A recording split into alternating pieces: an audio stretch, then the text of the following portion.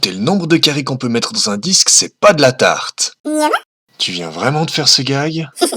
Allez, donne-moi ça. Bon ben, en fait, on peut découper le disque en presque triangle et réarranger ces presque triangles. Ça donne un presque parallélogramme. Wow. Bah tu te déplaces. Ouais, c'est bon.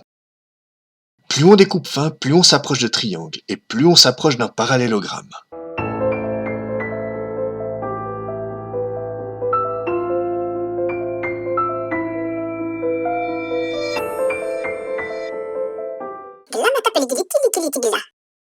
Effectivement, plus le découpage est fin, plus on s'approche d'un rectangle. Mais un rectangle, c'est juste un parallélogramme avec des angles droits. Donc on peut faire le raisonnement avec l'un ou l'autre, c'est pareil.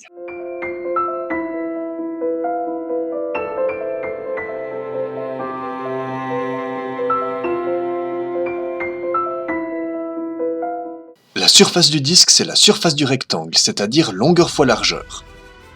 La longueur, c'est la moitié du périmètre, c'est-à-dire 2 fois pi fois le rayon divisé par 2, ce qui donne pi fois le rayon. La largeur, c'est la distance depuis le centre du cercle jusqu'au bord, c'est-à-dire le rayon du cercle. On remplace dans la formule, on simplifie, la surface du disque, c'est pi fois rayon au carré. Ouais mais bon, c'est la meilleure preuve que je connaisse. T'as raison en fait, j'ai une autre méthode. Un disque, c'est une infinité de ficelles infiniment fines disposées en cercles. Si on déroule ces cercles, on obtient un triangle.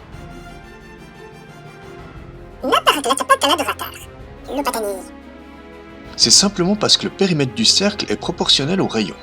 Je dessine le rayon du cercle et le périmètre déroulé qui est un peu plus de 6 fois plus grand.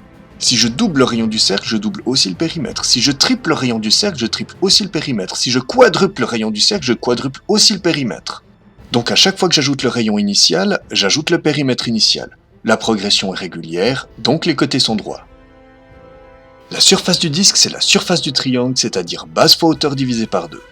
La base, c'est le périmètre, donc 2 pi r. La hauteur, c'est la distance du centre au bord, c'est-à-dire le rayon du cercle. On remplace dans la formule, les deux se simplifient et on trouve la même formule qu'avant. La surface du disque, c'est pi fois rayon au carré.